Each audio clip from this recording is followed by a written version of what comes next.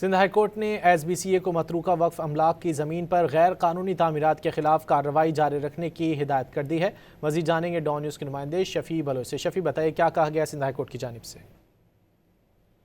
S B C اے کی جانب سے رپورٹ پیش کی گئی تھی سندھ ہائی کورٹ میں، جس میں درخواست گزار کے ایک طرح سے موقف کی تائید کی گئی کہ جو سول اسپتال کے سامنے متروکہ وقف جو املاک ہے اس میں غیر قانونی تعمیرات کی گئی ہے، تاہم ایس بی سی اے کی جانب سے اس عمارت کو جو ہے مسمار کیے جانے کے حوالے سے عدالت کو آگاہ کیا گیا ہے۔ اس پر عدالت نے ایس بی سی اے کو حکم دیا ہے کہ متروکہ املاک کو جو ہے وہ فوراً ڈیمولیش کر کے اس کی رپورٹ آئندہ سماعت میں پیش کی جائے۔